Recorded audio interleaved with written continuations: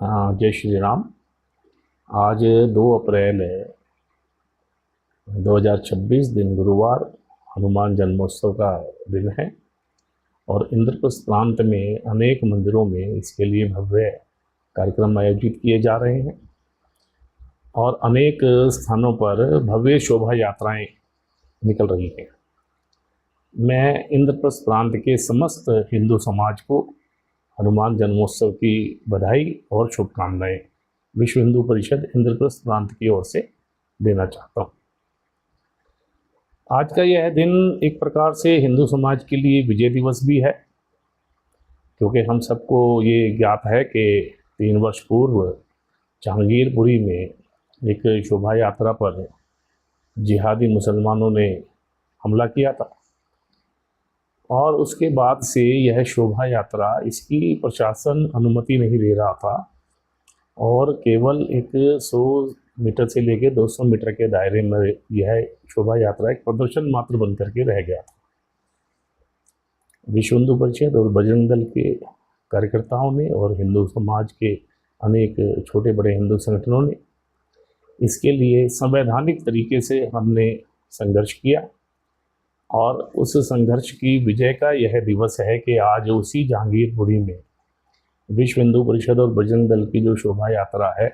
वो लगभग 2.5 से 3 किलोमीटर के क्षेत्र में पूर्ण भव्यता के साथ निकलने वाली है। अभी 12 बजे यह शोभा यात्रा वहाँ शुरू होने वाली है। जहाँ हमको यह विजय प्राप्त हुई है उसके कारण से हमको हर्ष भी है। वहीं उत्तम नगर की जो घटना अभी तत्काल घटी है और जिस प्रकार से त्रिनगर के अंदर हिंदू समाज संघर्षरत है, तो इन दोनों घटनाओं ने हमें चुनौतियों के और संघर्ष के नए मैदान भी तैयार करके दिए हैं, जहां विधर्मी हिंदू समाज को चुनौती देने की कोशिश कर रहा है। और जिस प्रकार से हमने जहांगीरपुरी में विजय प्राप्त की है, मुझे पूर्ण विश्वास है कि हम बिल्कुल संवैधानिक तरीके से बाबा साहब के संविधान का पूर्ण सम्मान करते हुए और संविधान के द्वारा जो निर्मित संस्थाएं हैं, प्रशासन है, दिल्ली पुलिस है,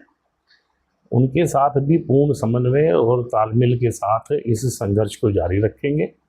और इन दोनों स्थानों पर भी हिंदू समाज विजय प्राप्त करेगा, ऐसा मुझको पूर्ण विश्वास है।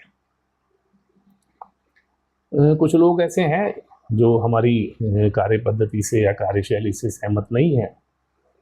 उनको लगता है कि ज़मीन पर आर पार की लड़ाई लड़नी चाहिए। मैं यही कह सकता हूँ कि वो महान जो हमारे बलिदानी रहे हैं मंगल पांडे जी वैसे देशभक्त भी हो सकते हैं कि वो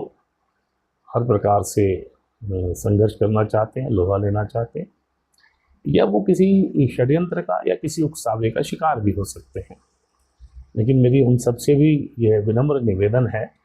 कि हम जिस देश के अंदर रहते हैं उस देश को एक गौरवशाली संविधान हमारे पूर्वजों ने दिया है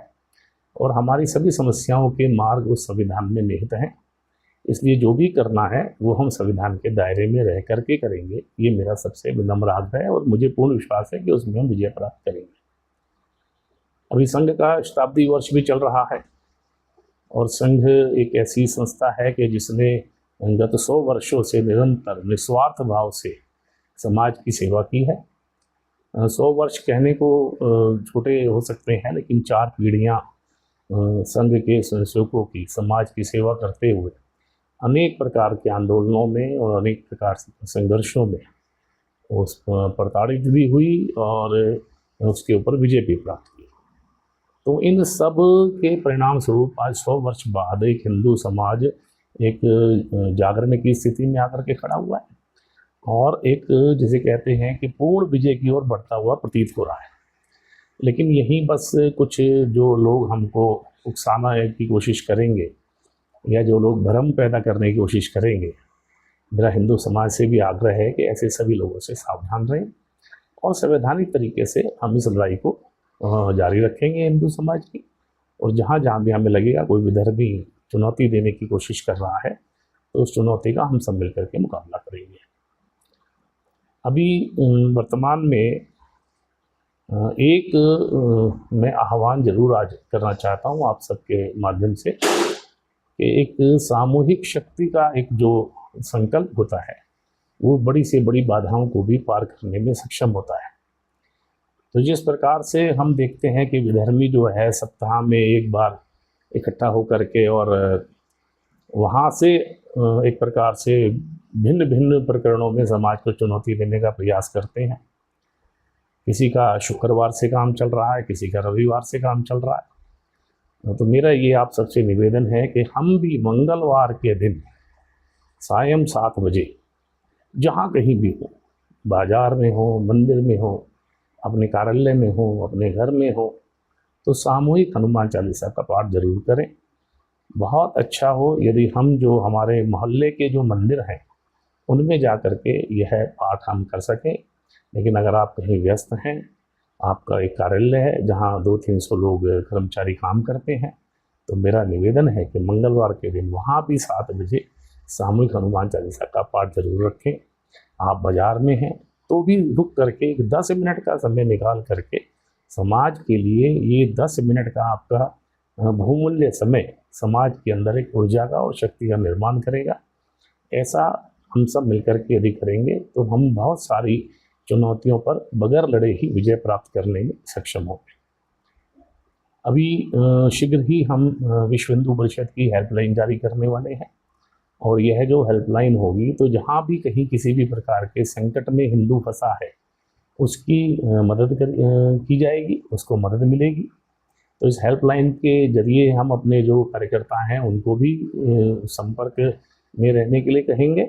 और समाज से भी हम आह्वान करेंगे कि जो भी ये चाहता है कि मैं थोड़ा बहुत समय लगा करके भी और हिंदुओं के लिए काम करना चाहता हूँ, या जो हिंदू कहीं मुसीबत में है या किसी प्रकार की चुनौती में है उसको मैं मदद करना चाहता हूँ, तो उसके लिए भी हम इसके अंदर प्रावधान करेंगे कि ऐसे सभी हिंदू इसके अंदर जुड़ सकें। एक बार पुनः आप सबको हनुमान जन्मोत्सव और की अनेक शुभकामनाएं और बधाई।